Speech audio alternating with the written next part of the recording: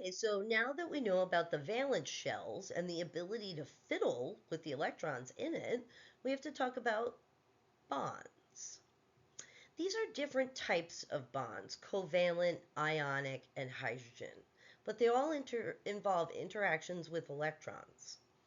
Atoms and molecules can share electrons, or you could just outright donate an electron to another atom or molecule. Conversely, you can outright just get as a gift an electron from another atom and molecule. So when bonds are formed, they trap energy in them. When bonds are broken, that energy then becomes available for use. Think of the picture of this water molecule here, right? It's kind of like a head of a Mickey Mouse. So you have the face, which is oxygen, and then you have the ears, which are hydrogens. One molecule of water has two covalent bonds that join each hydrogen atom to the oxygen atom. Listen to that again. One molecule of water, which is the entire Mickey Mouse head, one molecule of water has two hydrogen atoms covalently bonded to an oxygen atom. This is usually where students are like, whoa, I didn't have a good definition of atom and molecule. Right, so a covalent bond or an ionic bond or hydrogen bond can bond together atoms and create a molecule.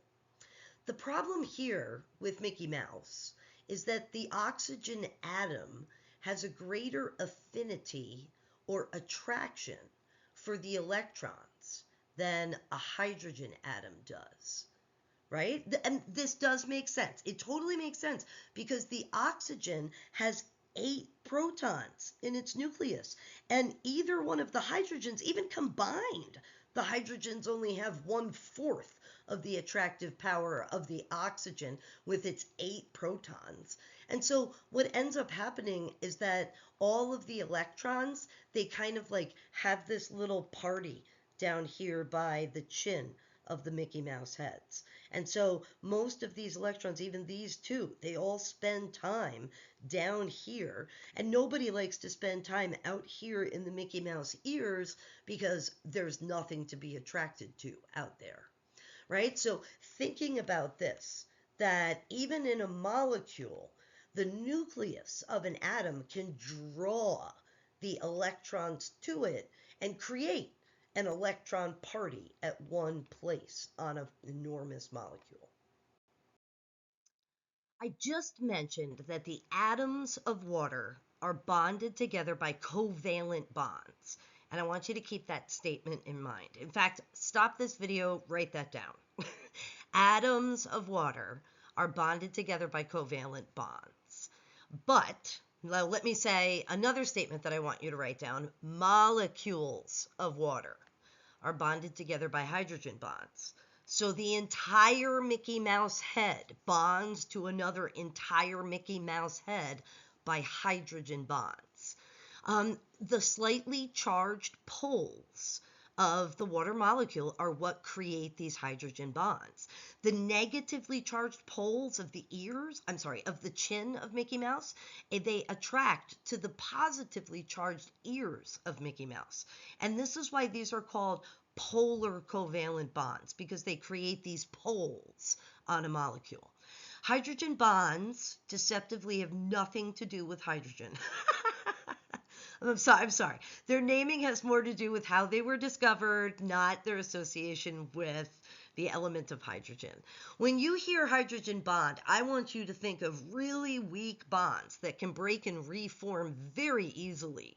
As your water-based blood flows through your blood vessels, the water molecules are forming and breaking the hydrogen bonds between the molecules as your blood flows.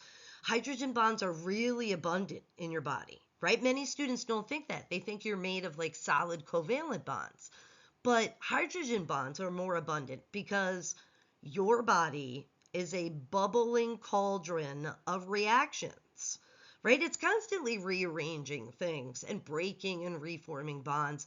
If you were made of mostly covalent bonds, it would be really, really hard to lose weight since those covalent bonds are really strong and it would take a lot of energy to break them. Van der Waals. I know you want to say van der Waals, but Mr. or Professor or Dr. van der Waals was of German descent, and therefore the W gets pronounced as a V. Actually, if we're going to be totally correct, in German, the V gets pronounced as an F. So we would have Volkswagen and van der Waals forces. These are interactions which are very weak. So van der Waals forces are very temporary forces that arise between molecules or atoms, and they're due to fluctuations in electron distributions. So remember, electrons are always in motion, right? So they might not be in the same distribution now as they will in 1 second. And these interactions, they occur even in neutral molecules, like really large proteins, like this hemoglobin that I have here. We're going to find out that a protein has a very specific structure, and that structure is created by these van der Waals forces that help fold the protein into its final shape.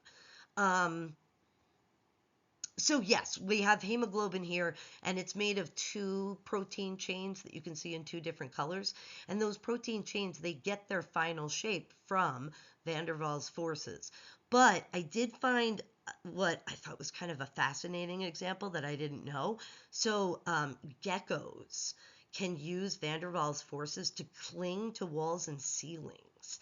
Apparently, they have these tiny hairs on their feet and they create like a really close contact with the surface. And that closeness, that proximity allows these weak forces, these van der Waals forces, to like collectively provide really strong adhesion. So it looks like they're walking on the walls, and they are.